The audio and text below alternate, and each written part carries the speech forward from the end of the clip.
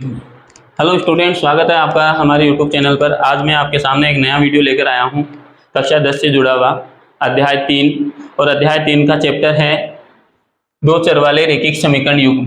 ठीक है, liner equation in two variables.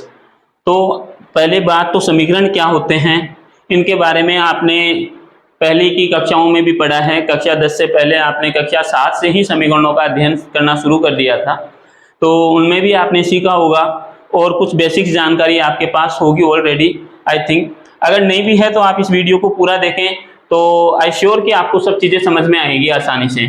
तो क्या है देखिए, सबसे पहले जो पिछला अध्याय है जो आपने पढ़ा होगा, अगर नहीं पढ़ा है तो आप वीडियो में कमेंट करें, मैं वो उसका भी वीडियो लेकर आ जाऊंगा। लेकिन मैं फिर भी बता दूं एक बेसिक जानकारी। आपने पढ़ा है बहुपद के बारे में। ठीक है, बहुपद अध्याय 2 में। तो बहुपद क्या होते हैं, जैसे 4x + 3 ये एक बहुपद है।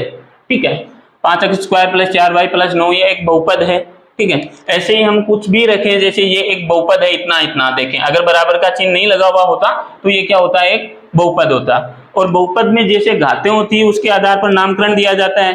ठीक है, जैसे इसकी घात क्या है, 1 है, तो ये क्या है, रैखिक बहुपद। यानी चर की घात देखी जाती है, तो चर की घात कितनी है, यहाँ पर अक्ष की घात कितनी है, 1 है, तो ये कौन सा बहुपद होगा, रैखिक बहुपद। यहाँ चर की अधिकतम घात कितनी है, चर की अधिकतम घात 2 है, तो ये क्या होगा, द्विघात बहुपद।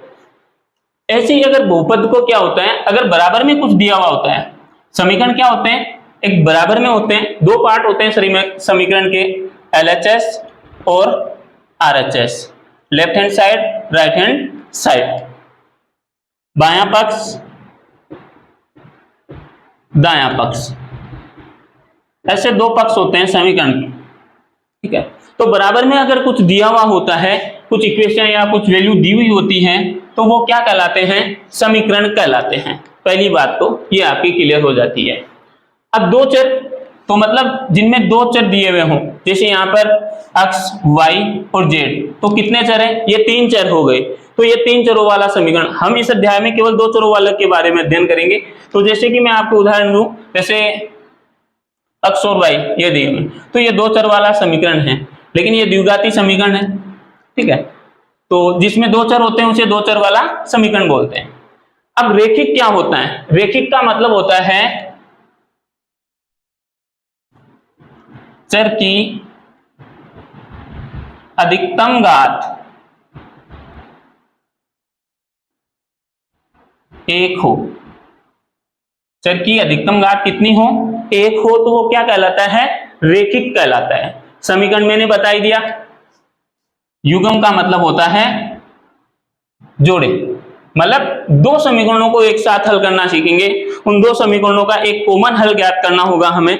ठीक है, तो उसके बारे में इस अध्याय में हम जानकारी लेंगे। तो मैं कुछ और बताना चाहूंगा, जैसे इसमें देखिए आप x, y, z, तो कितने चरों वाला रैखिक समीकरण है, घात अधिकतम 1 है, तो 3 चर वाला रैखिक समीकरण है। इसमें 2 चर हैं लेकिन अधिकतम घात कितनी है, 2 है, तो ये 2 चर वाला द्विघात समीकरण है। ठीक है, x, y कितने हैं, 2 चर हैं और घात क्या है, अधिकतम 1 है, तो 2 चर वाला रैखिक समीकरण है।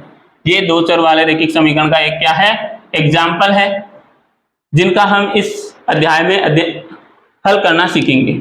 अब देखिए, नोट, रैखिक समीकरण मतलब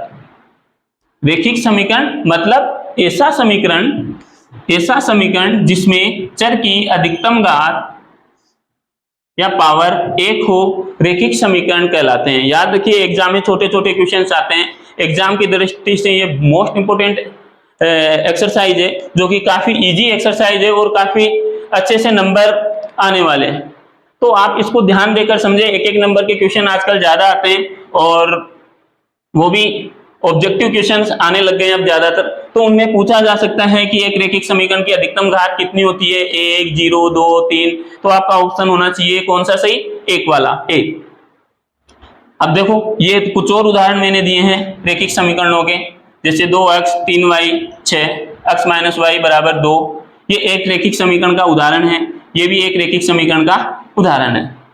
अब इन्हें हल करने के तरीके सीखेंगे।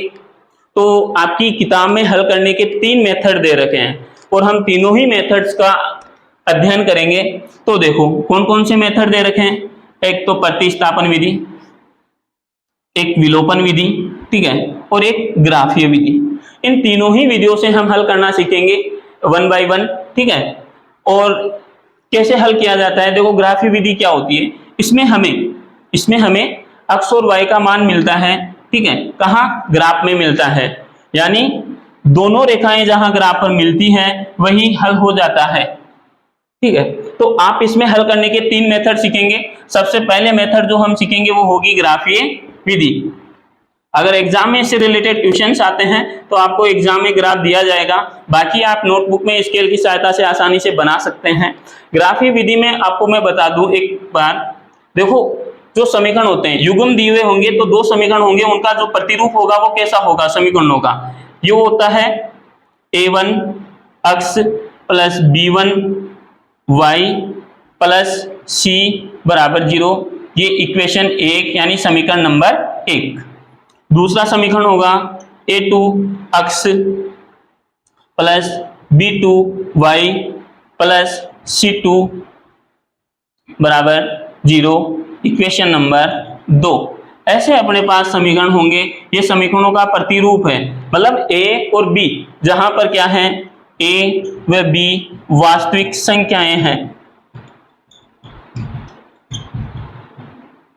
और a और b नॉट इक्वल क्या होते हैं, 0। दोनों का ही मान क्या नहीं होता, 0 नहीं होता, a और b का c की जगह मान 0 आ सकता है।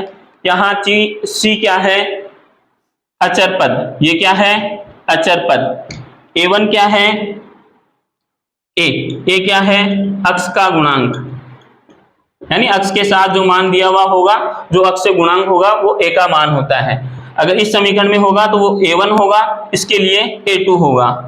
और b का मतलब होता है y का गुणांक, ठीक है, और c का मतलब होता है अचर पद।